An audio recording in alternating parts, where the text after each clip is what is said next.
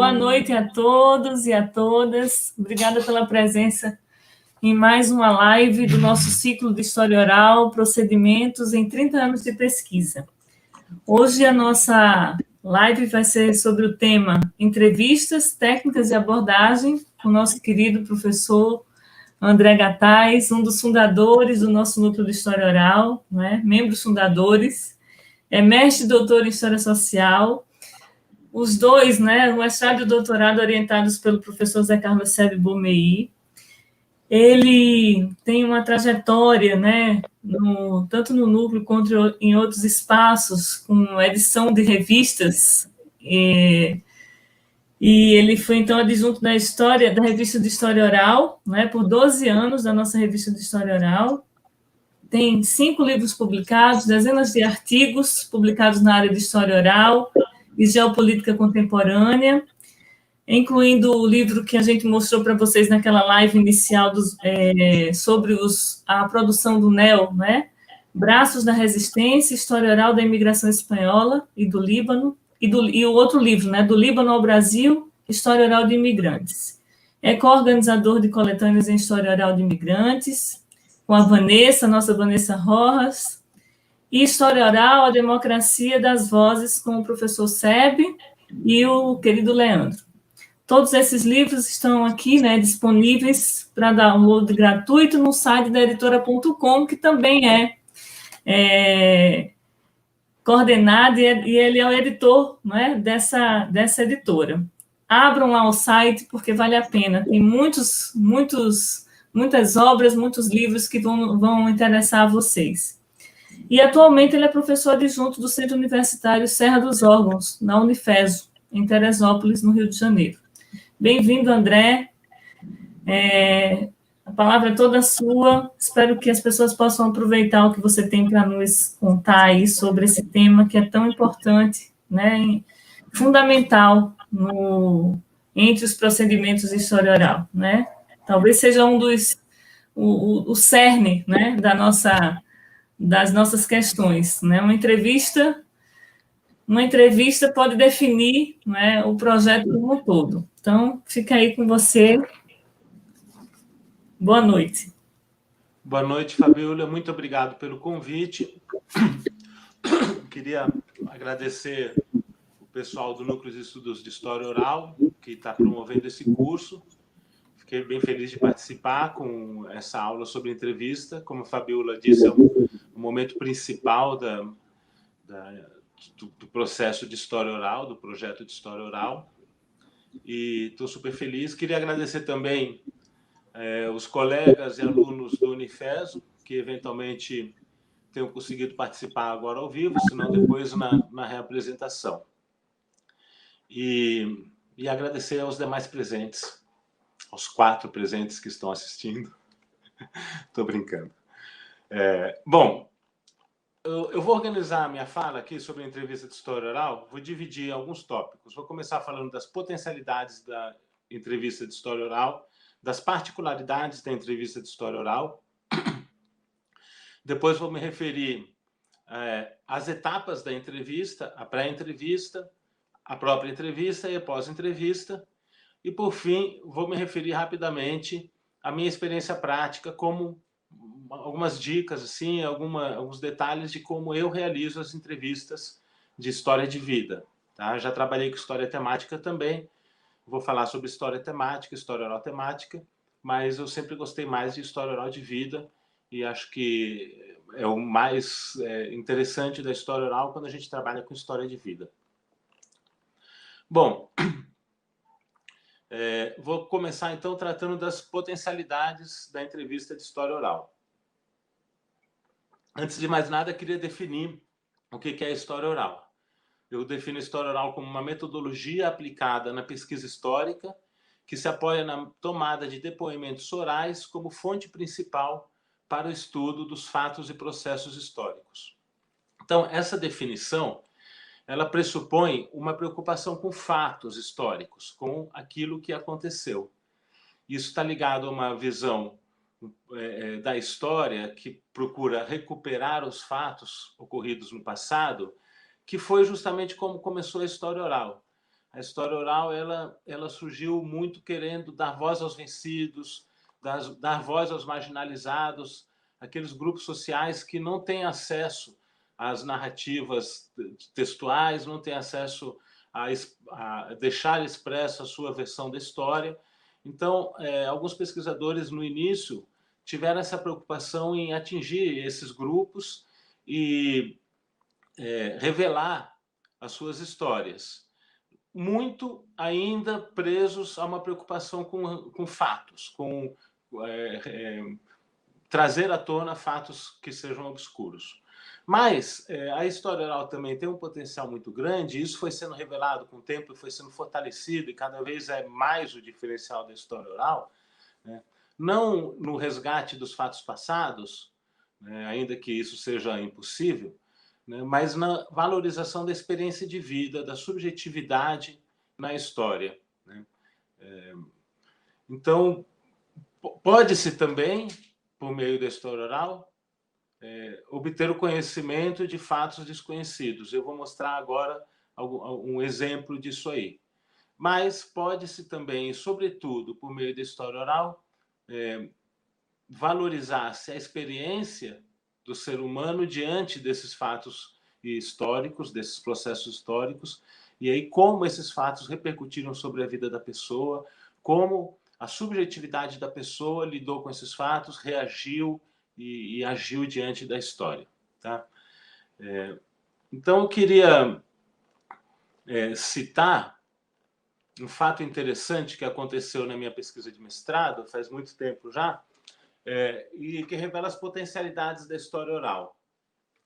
Eu vou citar aqui, na verdade, três documentos, dois tipos de documentos que se referem ao mesmo assunto, que são piqueniques realizados por um centro de imigrantes espanhóis. Esse centro inicialmente se denominava Centro Galego, porque reunia só os galegos, e posteriormente passou a se denominar Centro Democrático Espanhol, porque ele tinha uma vocação política que acabou se ampliando para todos os espanhóis de esquerdas, né? Então, o primeiro documento é um recorte de jornal que eu encontrei quando eu estava fazendo a pesquisa sobre esse Centro Galego / Centro Democrático Espanhol. Diz o recorte de jornal da Folha de Manhã de 1º de junho de 1934.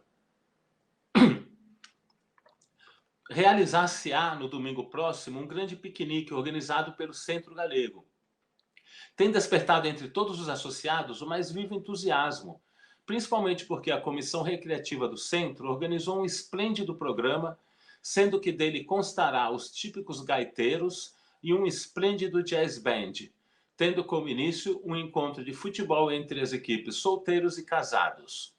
Um dos números será o concurso dos feios. A má impressão que este número possa causar entre a assistência será dissipada à vista de tantas caras lindas de formosas senhoritas que honrarão os festejos com sua presença e dentre as quais será escolhida a Miss Centro Galego. As crianças serão distribuídas balas e bombons em profusão. Haverá prêmios para os vencedores de cada prova. O trem parte da estação Cantareira, na rua João Teodoro, às 7h30 da manhã. Bom, esse documento, então, ele poderia ser tomado por um historiador mais desavisado como fiel aos fatos, porque ele é um jornal, é um texto escrito, ele está consolidado enquanto tal desde 1934, ele não foi alterado, né? E ele revela que vai ter concurso de futebol, campeonato de futebol, concurso de Miss, distribuição de balas, e até bem preciso ao informar que às 7h30 do domingo, dia 3 de junho, vai sair o trem. Agora, eu vou ler 2 depoimentos de imigrantes espanholas que participaram dos piqueniques do Centro Democrático Espanhol. A Carmen Moreno diz o seguinte: nós fazíamos piqueniques. Inclusive, esses piqueniques do Centro Democrático eram promovidos todos para fazer reunião, porque era proibido naquela época. O Partido Comunista Espanhol, estava na clandestinidade, então se faziam as reuniões através de piqueniques, onde se podia ter algum contato. Era muito bonito, havia muita alegria, todo aquele pessoal lutando sempre contra o regime franquista e contra todos os regimes de opressão, mesmo aqui no Brasil. E outra depoente, a Juana Naranjo Gallar, ela conta: a gente fazia muito piquenique também para arrecadar dinheiro para os presos. Mas um dia, em 72, quando íamos fazer um piquenique, meu marido teve um acidente e faleceu. Mas eu continuei indo lá, continuei a lutar. Minha sogra, minha cunhada queriam que eu me afastasse do democrático, pois já não tinha função, pois meu marido não vivia. Aquela coisa familiar retrógrada. Mas eu continuei a mesma, porque amigos como eles eu nunca tive na vida. Então, aí os depoimentos orais eles surgem complementando aquele documento escrito, revelando alguma coisa que não é possível de estar escrita nos documentos escritos, porque se trata de uma atividade clandestina. Então, nesse sentido, eu revelo, por meio dessas entrevistas, uma atividade clandestina que era desconhecida da história, só era conhecida pelos próprios participantes dessa atividade. Mas, por outro lado, também, eu revelo a importância que teve esses piqueniques na vida das pessoas, dessas pessoas que participaram, como eles consideraram esse momento importante, justamente pela questão da luta política. Eu vou dar um outro exemplo interessante também. A Florentina Canto, que é uma senhora que imigrante espanhola que se dedicou muito à luta política aqui no Brasil também, ela conta: nós fazíamos comidas, que são jantares, né? Nós fazíamos comidas, trabalhávamos, viu? Fazíamos comidas para 120 pessoas. E tudo fazíamos nós. Pedíamos aos espanhóis, aquele que tinha uma padaria, eu ia lá e pedia. Não podia nos dar 200 pães ou 300? Já a Juana Naranjo relata: as mulheres tinham no Democrático a seção feminina. Uma vez por semana nos reuníamos no centro e fazíamos comidas para 400 pessoas. Um pucheiro. A gente ia comprar, preparava, servíamos, lavávamos a louça e ainda pagávamos o nosso convite. Então, aqui, o que é importante para mim, como analista desse período e do significado que esse período teve na vida dessas pessoas? Esse número 400 que ela cita, provavelmente ele não é real. A outra entrevistada fala 120 pessoas. E eu poderia até querer fazer uma pesquisa mais rigorosa, procurar fotografias e tentar checar esse número, se está certo ou está incorreto.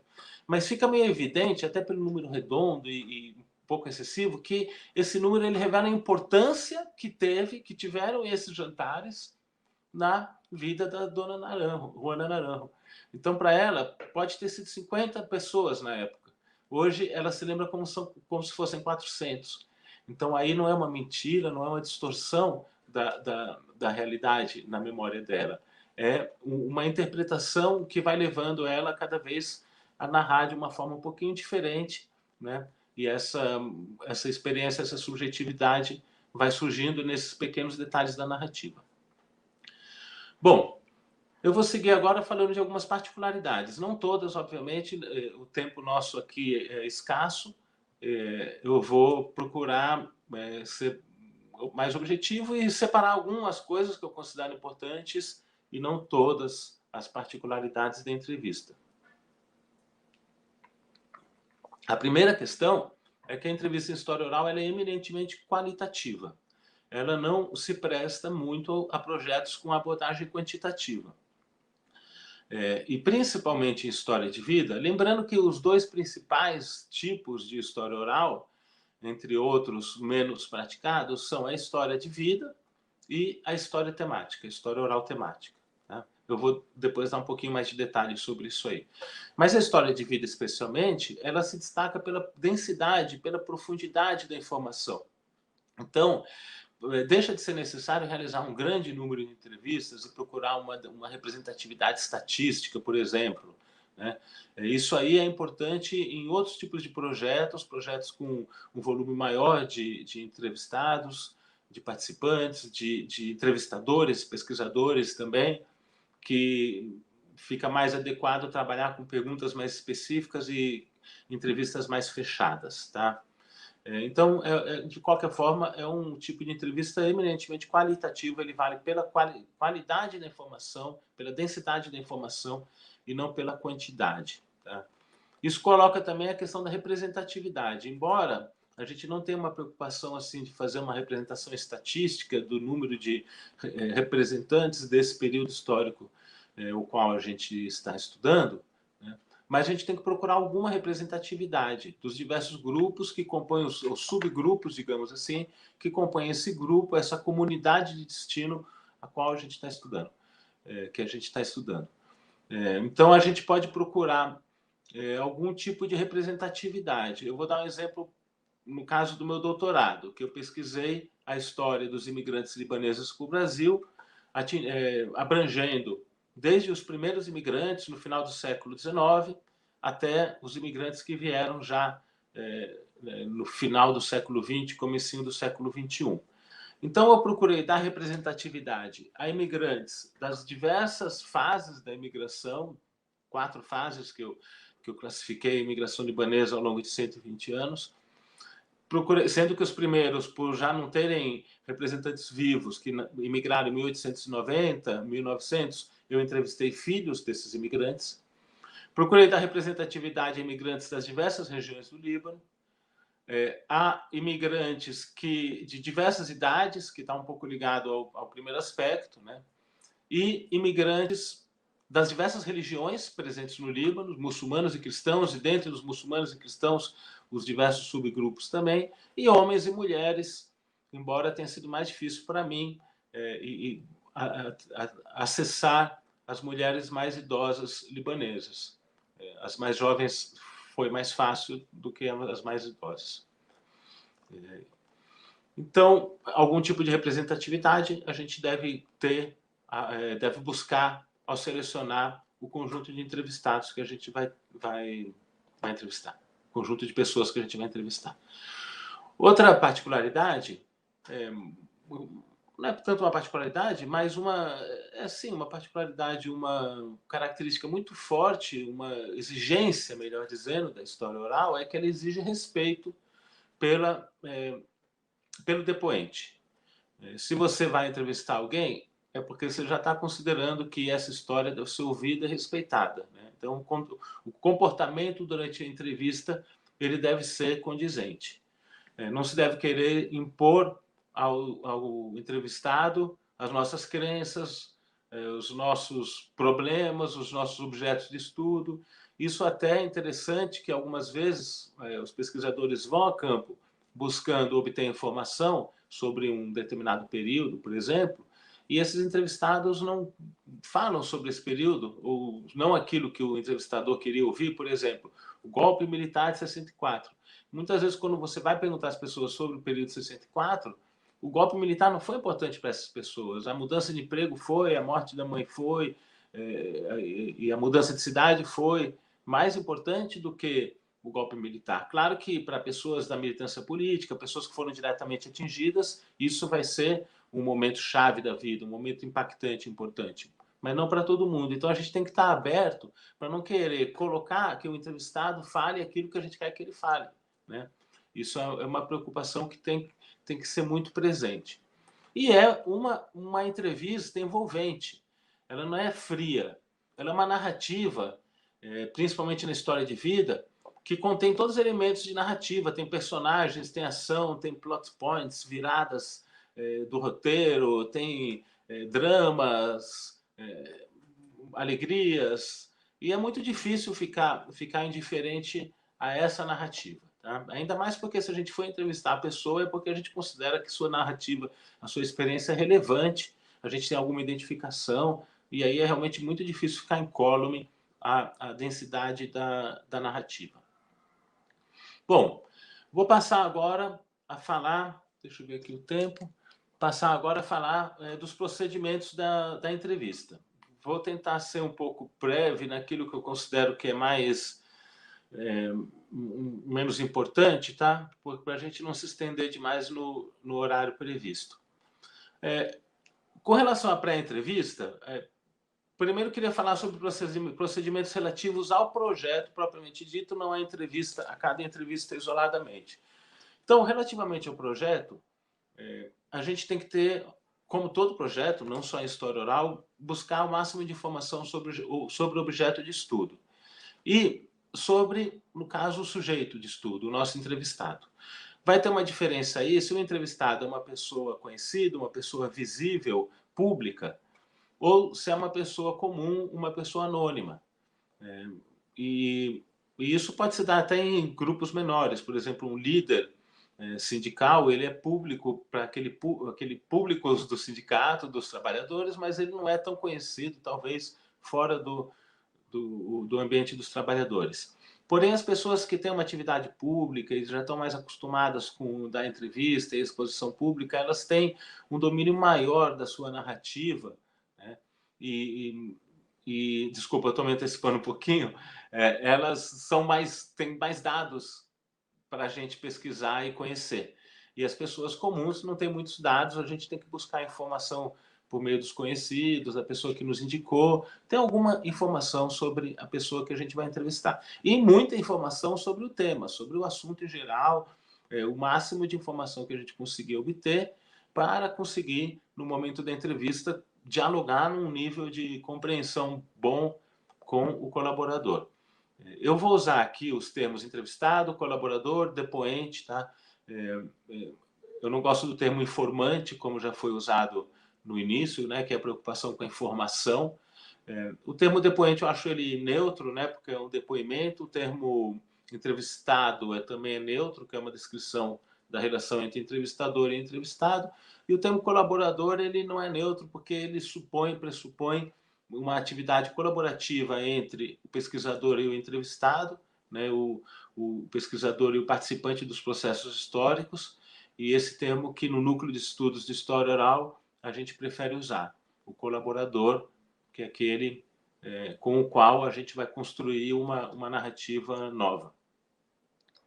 Bom, então, informação sobre o objeto de estudo, cadastro no Comitê de Ética da Universidade, Plataforma Brasil, elaboração de termo de livre consentimento esclarecido. Estudos são exigências mais recentes, que antes eram aplicadas apenas à área de ciência da saúde, mas hoje são também necessárias nos projetos que envolvem seres humanos, ainda que na área de história e sociologia, antropologia. Tá? Depois a gente tem que fazer a seleção do entrevistado, né? Dos entrevistados, mas principalmente daquele primeiro entrevistado que a gente chama de ponto zero, que é aquele que vai nos abrir os caminhos, né? Que vai nos introduzir ao mundo específico desse objeto de estudo que a gente está procurando nos aproximar.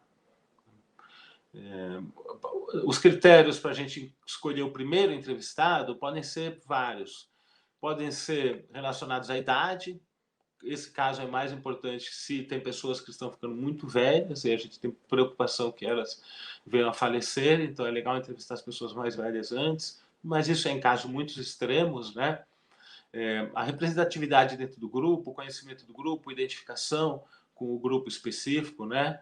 Ou então, ao contrário, as testemunhas menos estratégicas, isso foi a conduta que eu fiz no meu mestrado, que eu não tinha experiência de entrevista, então eu fui entrevistar aqueles um pouco mais jovens e que, pelas conversas prévias, eu sabia que não eram tão estratégicos assim. Os mais estratégicos eu deixei para entrevistar um pouco mais para frente, quando eu já tinha ganhado um pouco de experiência.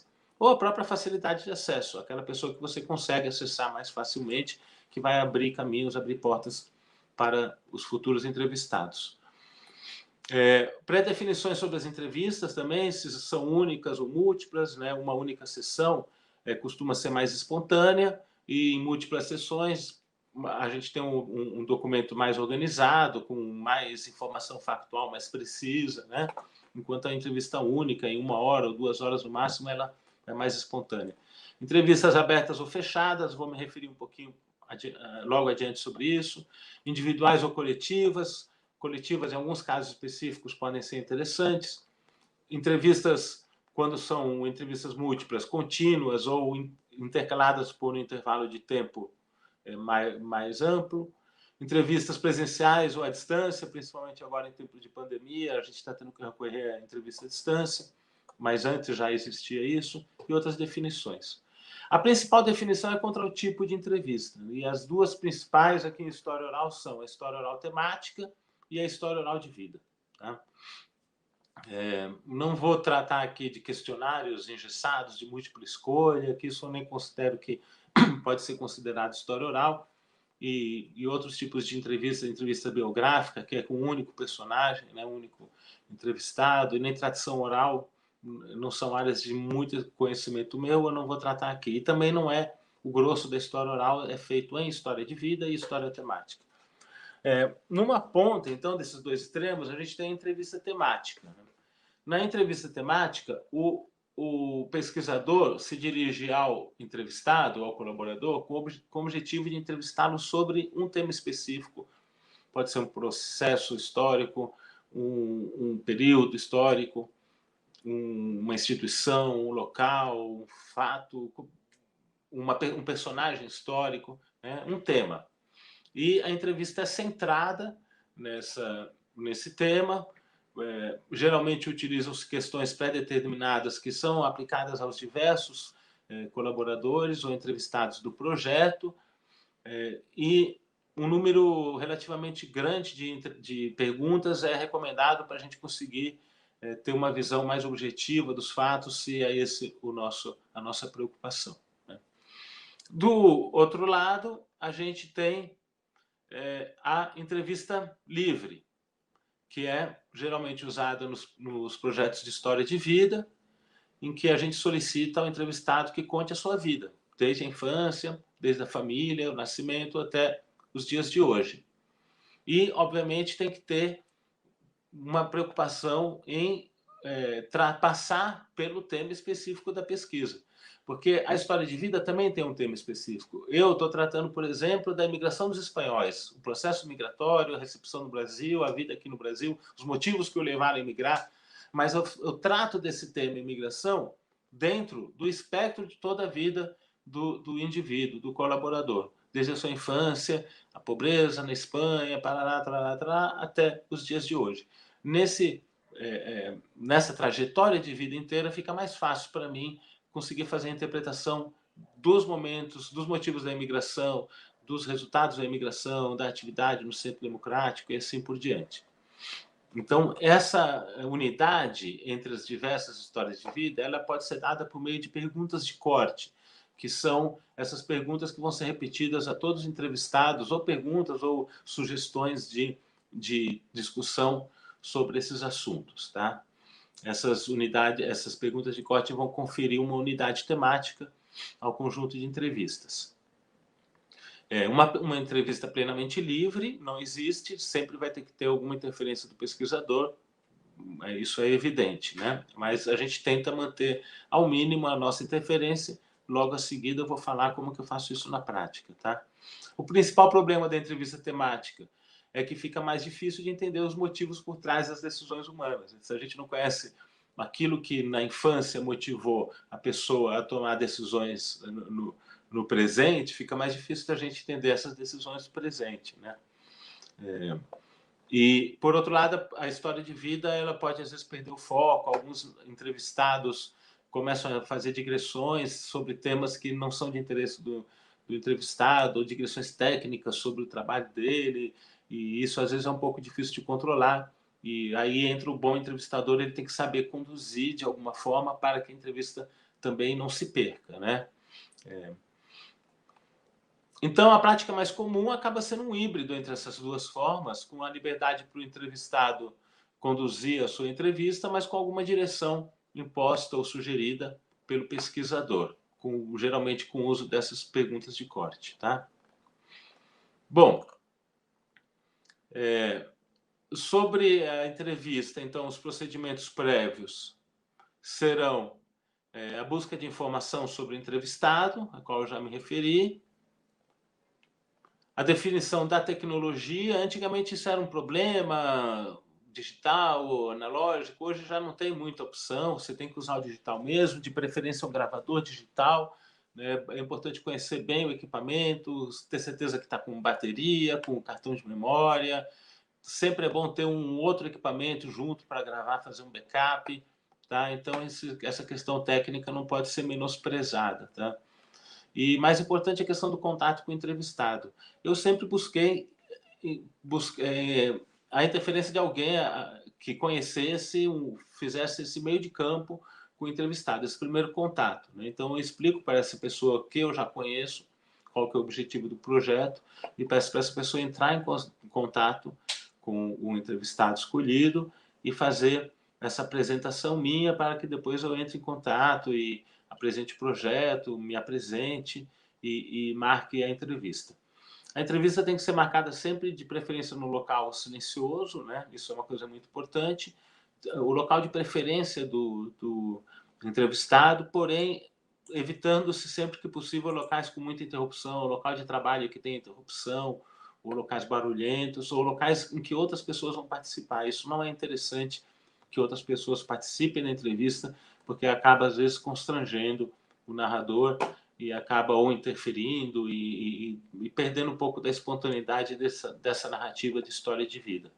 Em alguns casos, porém, é interessante ter mais do que um participante, né? Um pode estimular a memória do outro, né? Em alguns casos, com pessoas mais idosas, isso já foi tentado também. Bom, falar agora, então, sobre o processo da entrevista mesmo, os procedimentos que são necessários durante a entrevista. Primeira coisa, chegar ao local da entrevista, se apresentar, né? Apresentar o projeto, sem tanto detalhe, sem muito exagero. Isso vai depender também do tipo de pessoa. Tem pessoas que não estão preocupadas muito com o título acadêmico, tem pessoas, principalmente mais visíveis, mais públicas, que querem te entrevistar na hora que você chega, saber que faculdade você faz, qual é esse projeto, quais são os seus interesses políticos. Né? Então, a depender do caso, a gente tem que se apresentar de uma forma ou outra.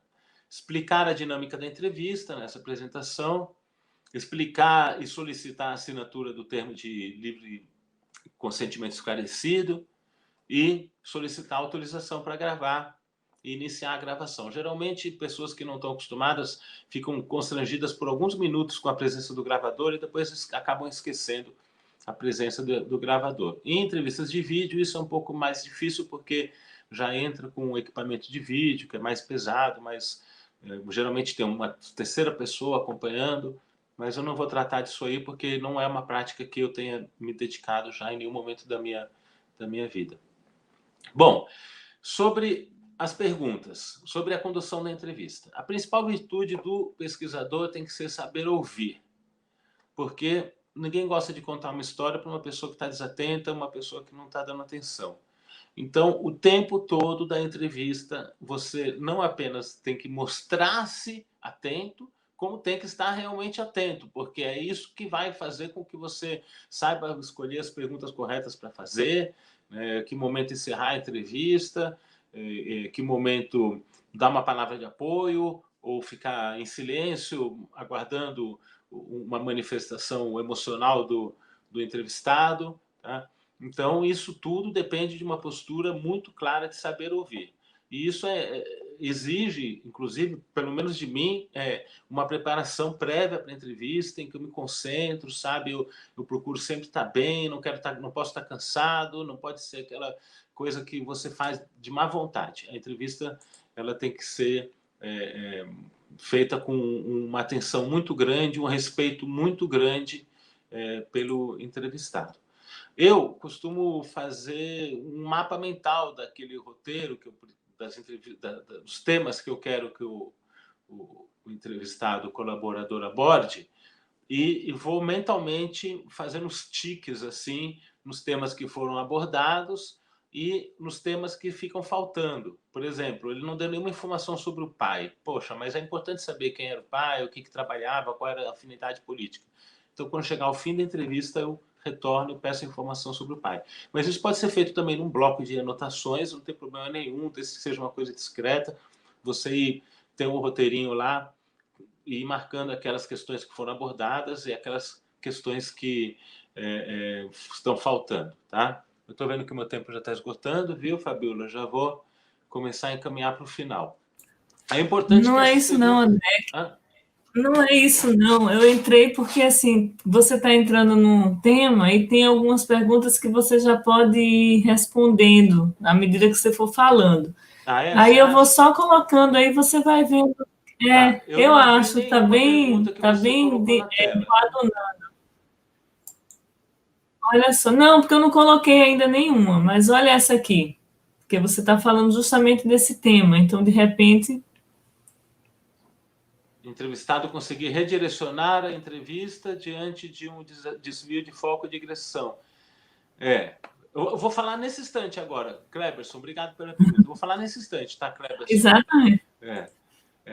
Então, primeiro, essa questão de não direcionar a resposta, que eu ia dizer. Eu, antes de ser historiador, eu fui jornalista. E eu aprendi um pouco como jornalista faz perguntas. O jornalista pergunta aquilo que ele já sabe a resposta e ele direciona totalmente a resposta, sabe? E a gente não pode direcionar. Então, vou dar alguns exemplos, assim, bobos. Eu posso perguntar, você participava muito da atividade política no Centro Democrático? Ou posso perguntar, de que atividades você participava no Centro Democrático? Na primeira pergunta, ele já vai se sentir constrangido a responder que sim, que participava. Você participava muito da atividade política? Ah, sim, participava. Ou ele podia até participar, mas se eu perguntar de que atividades você participava, isso foi interessante, que teve um entrevistado que eu sei que participou da política, porque o irmão dele contou, mas ele mesmo não contou. Então aí esse silêncio passa a ser significativo para mim. Por que ele não contou que era militante comunista no passado? Porque hoje ele é diretor de um banco multinacional. Então, faz sentido que ele também não queira ficar revelando aquilo. Então, aquilo passou a ser um dado para mim, para eu utilizar na minha interpretação desse processo histórico que eu estou vivendo, que eu estou estudando. Então, é sempre interessante a gente usar os pronomes relativos, o que, como, sempre perguntar como era isso, como se dava isso, né? O que você acha? Em vez de falar, você acha que o governo do presidente X está sendo ruim para o país?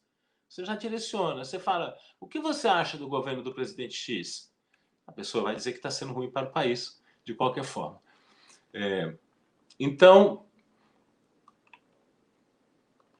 a pergunta do Kleberson, eu vou responder um pouquinho adiante, tá, Kleberson? Prometo.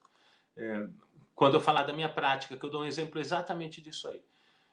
E depois eu finalizar a entrevista. É sempre bom dedicar mais alguns minutinhos àquela conversinha, né, com o gravador desligado, aceitar um cafezinho. Esse contato posterior é importante, reforça os vínculos, explicar como que vai ser o processo depois, que você vai transcrever, ou textualizar, ou transcriar a entrevista, devolver para conferência, correção, legitimação. Então, esse momento do cafezinho é importante. Não é legal sair correndo da casa do entrevistado.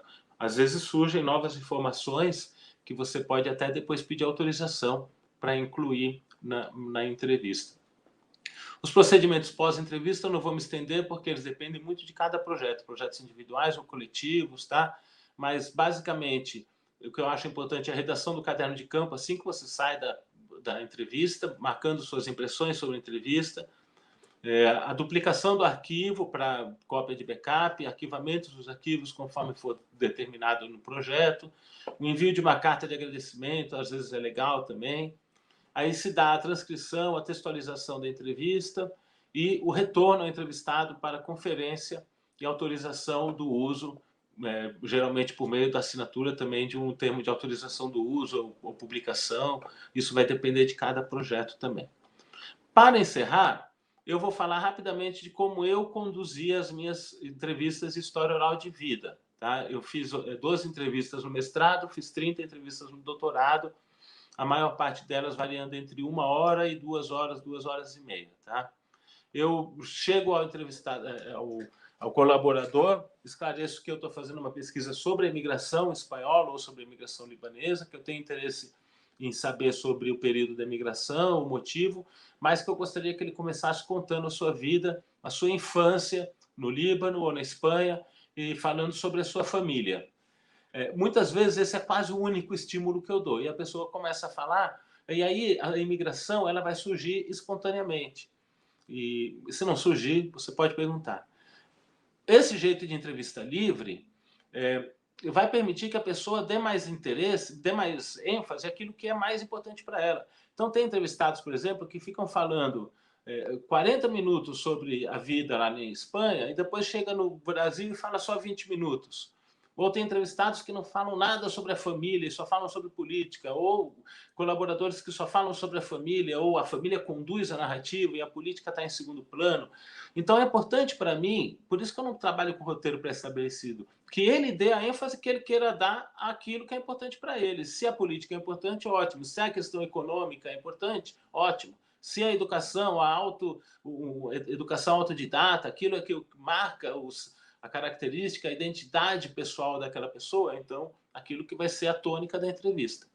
Eu deixo então a pessoa falar, tenho as técnicas para não interromper, para interromper o mínimo possível.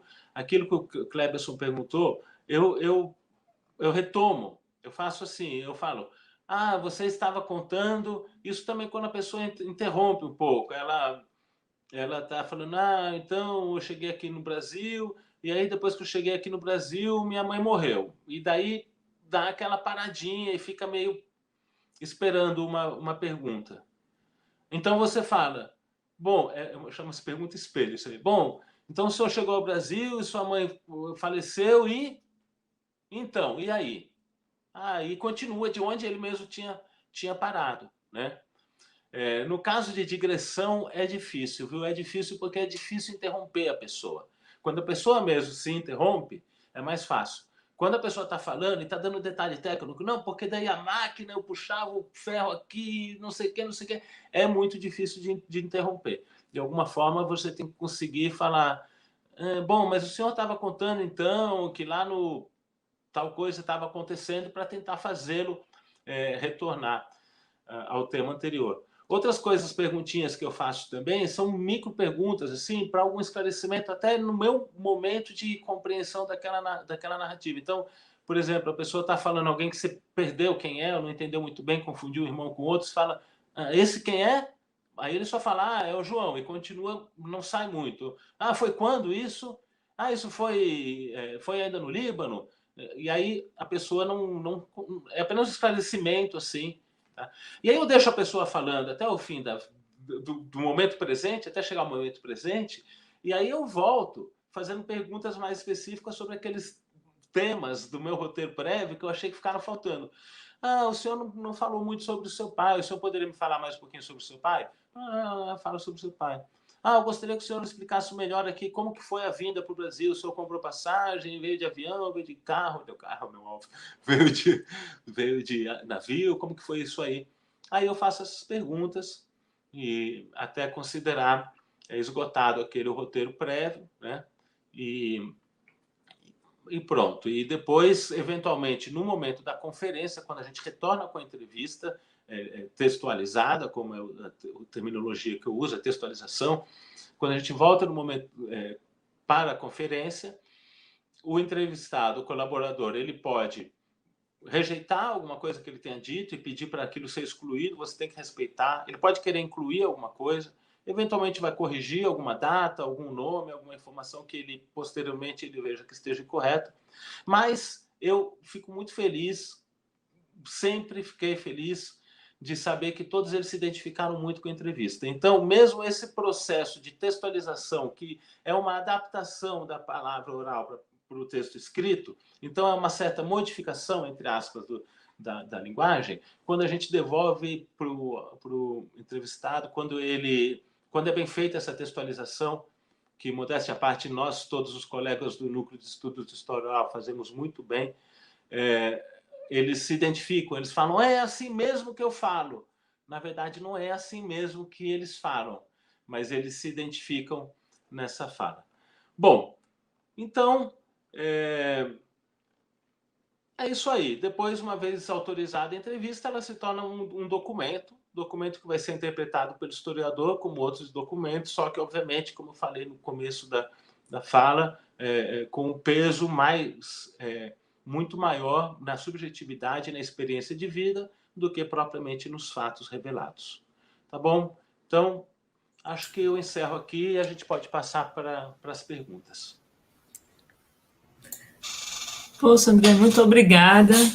Acho que foi muito elucidativo, foi rápido, passou rápido. Passou, né? Já são 19 passou rápido. Caramba, eu dei umas corridas. E tem tanta coisa...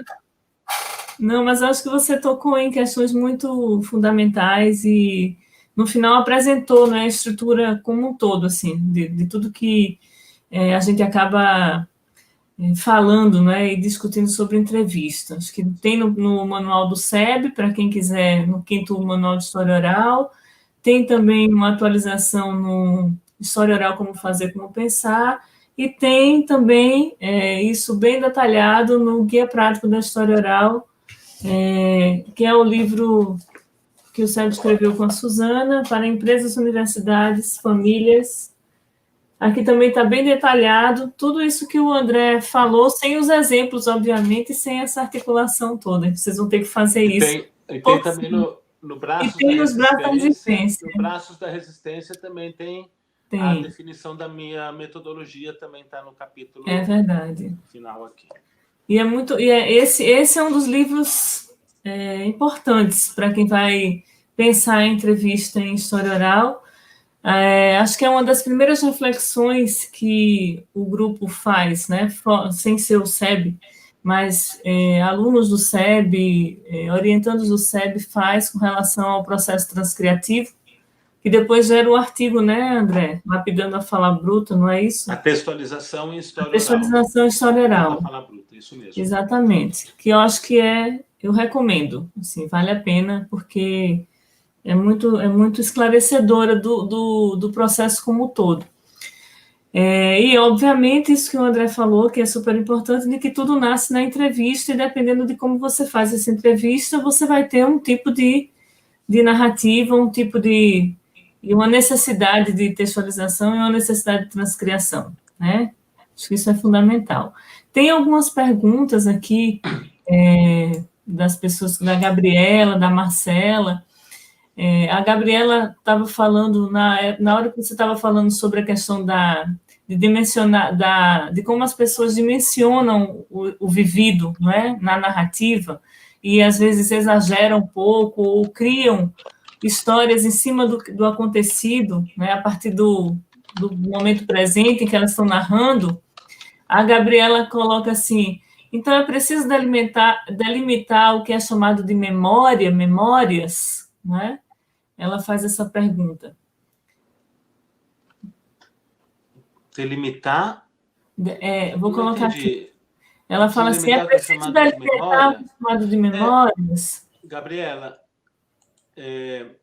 tudo é memória. Tudo que ela narra na entrevista de história oral é aquilo que a sua memória registrou. Eu não gosto de usar o termo memória como um termo substituto de registro historiográfico, nada disso. Memória, para mim, é a capacidade do ser humano de armazenar informações. Então, quando a gente trabalha com história oral, a gente trabalha com memória. Tudo está na memória da pessoa. Só que a memória, ela não é um processo passivo. A memória é ativa. O processo de esquecimento é tão importante quanto o processo de rememoração. Aliás, tem gente que diz que é mais importante, porque a gente mais esquece coisa do que lembra. Porque se a gente fosse lembrar de tudo, a gente ia ficar maluco. Se você ficar lembrando todas as cores de carro que passaram na sua vida, na sua frente, a vida inteira, você não vai guardar mais nada na cabeça. Mas aquele último carro que passou, você lembra que é azul, porque você acabou de ver. Então, o processo seletivo da memória vai sendo ativo durante o período da vida inteira. E essas distorções, vamos chamar assim, entre aspas, elas vão sendo geradas ativamente também pela memória da pessoa e se conectando a outros setores da psique humana. A necessidade de relação com os demais, a necessidade de autoidentificação. Então, a pessoa, ao longo dos anos, ela vai selecionando aquelas memórias que melhor se adequam, por exemplo, àquilo que ela é no presente. Né? A nossa vida não está traçada. Eu hoje sou intelectual, mas eu não sabia que eu ia ser intelectual quando era moleque.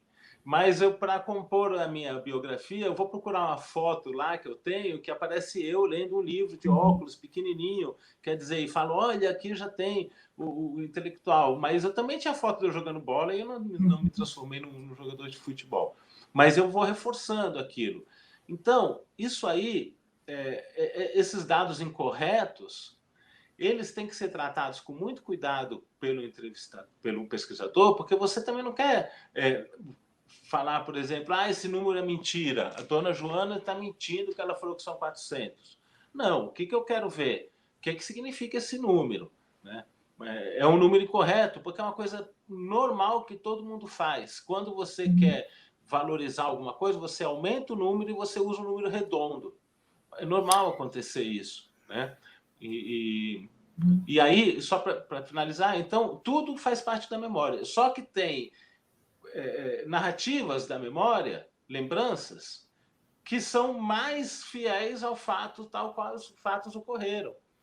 E alguns se tornam mais distantes. Isso é muito interessante. O livro A Memória Coletiva, do Maurice Halbwachs, ninguém sabe falar esse sobrenome dele, que ele fala que se você não pratica a memória, você acaba esquecendo. Então, por exemplo, se eu, como professor, eu tenho um aluno, um mau aluno, bagunceiro, ou um ótimo aluno, e depois das aulas eu começo a falar sobre esses alunos com os outros professores, e no ano seguinte eu encontro os professores e falo, lembra daquele aluno? É capaz que eu acabe me lembrando desse aluno por muito tempo. E aquele aluno que, a respeito de quem eu não conversei com ninguém, eu vou acabar esquecendo. O mesmo vale para os professores. Os professores sobre os quais os alunos se lembrarem no ano seguinte, no ano seguinte, no ano seguinte, eles vão acabar sendo lembrados por esses alunos. Os professores que eles não, aos quais eles não se referirem, eles vão acabar sendo esquecidos. Então, a memória aí ela é um processo ativo, é um processo de esquecimento também. Não se esqueçam que a memória é um processo de esquecimento tão importante quanto de registro. Bom. Muito bom. Tem vários exemplos, né, dessas construções coletivas de memória. Tem um acontecimento, quando a gente começa a entrevistar os soldados da borracha, que todos eles, parece que todos eles vieram no mesmo navio que sofreram bombardeio, que bombardearam um submarino alemão. E isso é impossível, que todos estivessem no mesmo navio, mas todos eles contam essa história como se eles tivessem passado por aquilo. Faz parte da construção também da memória coletiva, né, daquele grupo, contar esse acontecimento, mesmo eles não tendo vivenciado, mas eles contam como se estivessem lá. O Alessandro Portelli também tem um livro interessante, A Morte de Luiz de Trastura. Ele tem alguns artigos que ele se refere a, assim, como as pessoas mudam algumas datas, assim. Para ele nada é o acaso. Ele fala a objetividade da subjetividade. Ele diz que a subjetividade tem suas regras também. Então, quando o cara fala, eu estava na manifestação tal, mas na verdade ele estava na outra manifestação, mas aí o Portelli tenta entender por que ele conta hoje como se fosse verdade aquilo. E ele pode, às vezes, até acreditar naquilo realmente, ter passado a acreditar. Beleza. Muito bom. A Marcela, né, agora provocando você, querendo saber como, para você comentar um pouco, né, sobre a possibilidade do uso desse tipo de entrevista, no caso, entrevistas de história oral, no ensino de história. Isso é... Bom, Marcelinha, minha querida Marcela, para quem não sabe, é uma das autoras mais importantes da Editora.com. Recomendo a todos que baixem seu livro, Padecer no Paraíso, que já está lá na Editora.com, e o próximo, daqui a poucos meses, o aborto na vida. Temas difíceis, temas duros, mas tratados com muita maestria. Marcela, possibilidade de uso desse tipo de entrevista no ensino de história. O que eu achei, que eu trabalhei como professor de história em Salvador, e junto com outros 2 colegas, a gente fez um projeto que durou 2 anos de história oral. E o que eu acho mais interessante na aplicação da história oral com os alunos é que eles começam a perceber a possibilidade de se aproximar dos temas históricos. Eles veem que... Porque, assim, história muitas vezes afasta os alunos, porque fica lá no faraó não sei qual, sabe, no general não sei qual, coisas antigas, descoladas da realidade. Então, quando a gente vai fazer um trabalho sobre um tema contemporâneo, dos quais os seus pais ou seus avós participaram, então é muito interessante que eles não têm essa prática. Raros estudantes, ou pessoas, de modo geral, tem a prática de conversar com os avós, com os tios mais velhos. Eu, pessoalmente, sou, na família, um que sempre gostou de ouvir as pessoas mais velhas, mas isso não é comum. Então, quando a gente pede para os estudantes irem aos seus avós e perguntarem sobre... Aí vai depender de cada caso, aquilo com o qual o avô esteve envolvido, pode ter sido cangaço, sabe? Ou a construção de uma cidade, o desenvolvimento de uma cidade, pode ter sido o envolvimento na formação de um clube de futebol da região, lá no passado. Então, quando a gente consegue com que os alunos se aproximem da história, faça essa conexão entre a história geral e ampla e as vidas das famílias, da sua família, da sua própria vida. Isso que eu acho mais interessante, a possibilidade mais legal no ensino de história, fazer essa conexão entre a história geral, no caso mais a história do Brasil, mas em alguns casos a história geral, principalmente quando a gente trabalha com grupos imigrantes, né? Aí a gente pode tratar de outros temas de história geral, e a conexão com a vida particular das pessoas. Uhum. Ok, olha aí outra pergunta. O professor, o campo de história visual entraria para a história oral? Não, apenas como objeto biográfico. Não, é como um estímulo. Às vezes tem professor, tem pesquisadores que usam fotografias, que usam principalmente fotografias mesmo, recortes de jornal, coisa assim, para estimular a memória, principalmente de pessoas muito velhas, assim, mas eu acho que não se conecta, não. História visual são outros pressupostos, outros tipos de análise, né? Eu acho que não dá para a gente conectar muito, não. História oral realmente é aquele tipo de história.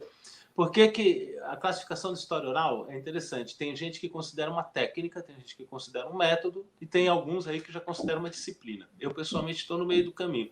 Por que eu não considero só uma técnica? Porque quando a gente faz história oral, e não só entrevista, a gente está trazendo o depoimento oral para o centro do trabalho do historiador.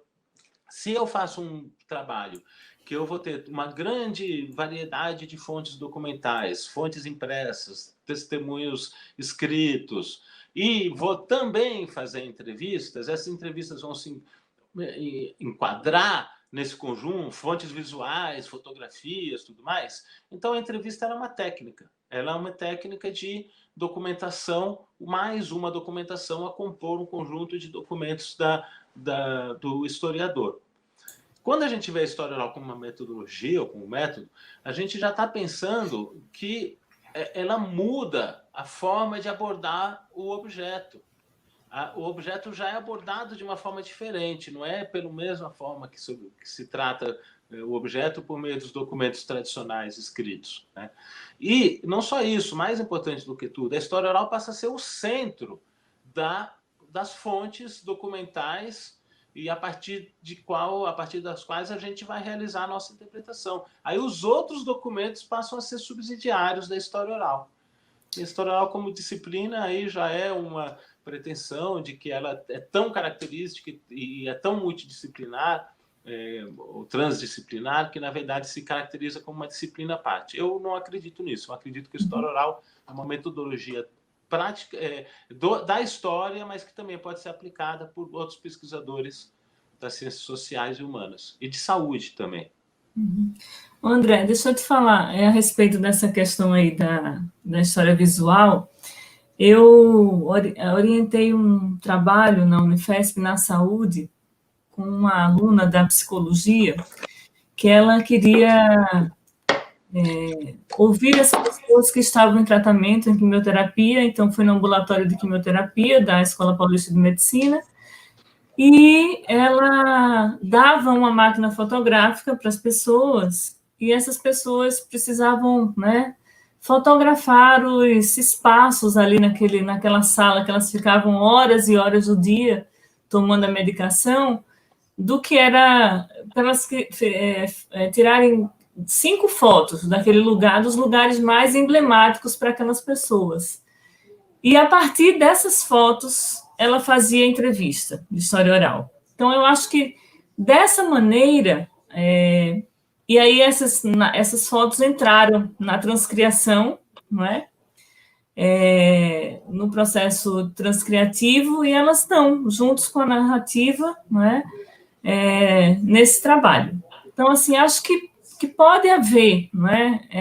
Esse link, dependendo do uso que você faz. Né? É uma conexão, né? Uma Não é que conexão, uma exatamente. faça parte da outra, mas há uma possibilidade de conexão dos dois tipos de fontes, né? De fontes, é. Uma não é que uma se sobrepõe à outra, na verdade. Uma foi conduzindo a complementar. outra. Exatamente. Tem mais uma pergunta aqui deixa eu ver aqui, do Kleberson, aqui, ó. André, você poderia comentar por que você teve mais dificuldade para acessar e entrevistar as senhoras libanesas em comparação com os mais jovens? O que está por trás dessa diferença? Tradição cultural mesmo. As senhoras libanesas, principalmente as muçulmanas, elas são mais recolhidas, são mais caseiras e é mais difícil conseguir o acesso. Às vezes os próprios maridos não estimulavam muito, sabe? Às vezes eu perguntava, essa senhora, não, ela não gosta de falar, não sei o quê. Nem permitia muito essa entrada, principalmente com as muçulmanas. Eu pensando bem, eu não entrevistei nenhuma mulher muçulmana mais velha. Aí também tem o caso de que os primeiros imigrantes muçulmanos a virem, os mais velhos, são predominantemente homens. Mas tem mulheres também e eu não consegui acessá-las. Já as mulheres mais jovens são mais abertas, né? Eu entrevistei, por exemplo, uma moça muçulmana que estudava letras na USP, ela não se vestia como muçulmana, ela estava bastante integrada à sociedade paulistana, sim, mas ela ainda era muçulmana e realmente tinha prática religiosa, mas mesmo assim ela já é de inclusive entrevistei ela e entrevistei o marido dela também, já é de ele que me indicou que entrevistasse ela, de uma geração mais nova. Outra moça cristã que eu entrevistei também, e as pessoas mais velhas que eu consegui entrevistar foram realmente mais por conhecimento mais próximo das pessoas. Algumas, a minha própria avó, né, eu entrevistei no trabalho sobre os libaneses. Já entre os espanhóis eu não tive esse problema, elas eram muito extrovertidas, todas participavam desse centro democrático, gostavam de falar. Entre os espanhóis eu não tive o mínimo problema para entrevistar essas senhoras. Elas eram muito extrovertidas, gostavam de mim e foi muito legal. Só lembrando que é um dado a se considerar é a relação entre o entrevistado e o entrevistador. Ela passa por várias pré-determinantes assim que não tem como escapar. A não ser que seja um projeto coletivo, você possa escolher. Vou escolher para entrevistar a tal senhora, uma outra senhora, porque talvez essa outra senhora consiga conversar mais facilmente. Vou entrevistar aquele rapaz, um outro rapaz, porque talvez eles ou não, isso pode depender do projeto. Agora, quando é um pesquisador único, que ele vai ter que fazer todas as entrevistas, né? Aí isso pode eventualmente se tornar um problema mais grave, tá bom? E aí agora, por fim aqui, acho que tem essa pergunta da Marcela, né? Ele está perguntando aqui, André, qual a sua opinião sobre entrevistas feitas à distância, considerando, por exemplo, o momento atual? Eu acho que, considerando o momento atual, não tem muita escapatória, porque eu já estava trabalhando com educação à distância antes da pandemia, inclusive eu trabalho daqui, então minha vida é uma das poucas pessoas que não mudou, porque eu já trabalhava em casa e continuo trabalhando em casa, né? Mas há necessidade, as pessoas estão indo para a educação à distância agora à força. A educação à distância para alunos de 7 a 9 anos, 10 anos, por exemplo, que não é nunca o que os teóricos de educação à distância imaginaram, porque se supõe a autonomia, né, do estudante na educação à distância. Mas a gente está tendo que conviver com a educação à distância, com consulta médica à distância. Minha amiga psicóloga está fazendo consulta por videoconferência, porque a pessoa precisa conversar com a psicóloga. Então, por princípio, assim, eu não tenho nada contra. É óbvio que o contato pessoal é sempre mais gostoso, mais frutificante, mas eu mesmo gostaria de estar aqui vendo as pessoas que estão me ouvindo. Eu estou um pouco assim triste por não estar vendo vocês, mas estou feliz por poder estar dando uma aula, porque senão eu não estaria dando aula nenhuma. Então, acho que para o caso da entrevista é a mesma coisa, tem que ter os cuidados. Eu nunca fiz uma entrevista assim, então tem que pensar quais são os cuidados necessários, a questão de tecnologia também, local, mas eu não vejo assim muito problema não. Tem pesquisadores que já antes da pandemia já faziam história oral à distância, chamamos, digamos assim, com pessoas que moram no exterior ou pessoas que moram aqui no Brasil, num lugar distante, difícil de acessar. Então, assim, eu não vejo problema, embora, obviamente, eu prefiro o contato presencial. Até porque eu estava conversando com a Fabiola antes de começar aqui, a teleconferência ela tem um problema. Vocês estão percebendo agora, quem está me vendo no vídeo, que eu estou olhando como se estivesse olhando para os olhos de vocês, porque eu estou olhando para um buraquinho preto aqui no meu computador. Se eu for olhar para o meu interlocutor, que é a Fabiola, eu já não estou mais olhando no olho. Então, numa teleconferência, é impossível, até que eles desenvolvam uma técnica, um dispositivo em que a câmera fique na frente do olho do interlocutor, você não consegue olhar nos olhos. É impossível olhar nos olhos por meio da teleconferência. Ou você olha a pessoa e ela não está vendo os seus olhos, ou você olha a tela e você não está vendo a pessoa. Isso acho que é uma coisa um pouco limitadora. É verdade. A gente perde o olho no olho. Mas acho que é inevitável, né? Como você falou, é inevitável. E acho o menos pior, né? O menos mal, né? Você conseguir continuar, né, fazendo esses encontros, de alguma maneira. Agora, a gente já está, né, já está no adiantado da hora aqui, já estamos nos finalmente, né? Mas eu queria só finalizar, antes de finalizar, comentar uma coisa que é super importante, que cada vez mais, isso é uma coisa que a gente já tinha comentado em outras lives, acho que a Andrea trouxe isso de um modo muito bacana, né? Que cada vez mais as entrevistas, os trabalhos em história oral, os projetos de história oral, eles estão cada vez mais coletivos, não é? Tá difícil hoje em dia empreender um trabalho de história oral que não seja, né, no campo do acadêmico, né, do mestrado, do doutorado, sozinho, né? Você normalmente precisa de uma equipe, a gente tem feito muitos trabalhos em equipe, e isso diversifica um pouco, né, e ajuda um pouco nessas abordagens, por exemplo, de quem entrevista quem, né? Isso é muito interessante. Acho que cada vez mais a gente está se abrindo, né, para outras maneiras de se fazer entrevistas, mas isso que o André falou, todas essas colocações que ele fez, essas dicas, né, que ele acabou dando aí para a gente de como conduzir, né, uma entrevista é clássico, ou seja, a gente leva para bota no bolso e leva para todo e qualquer projeto, não é, com uma ou outras adequações. Queria te agradecer muito, André. Não sei se você quer falar mais alguma coisa, fazer algum fechamento, não é? Não, só agradecer a todo mundo que participou.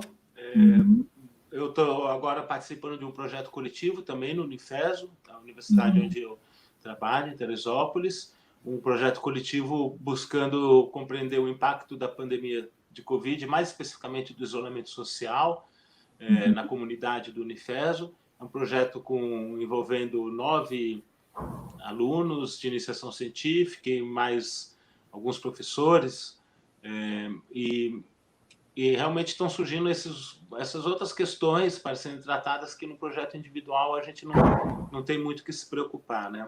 Até com relação à quantidade mesmo, outras preocupações, né? Mas eu acho que essa é uma tendência realmente, como você disse.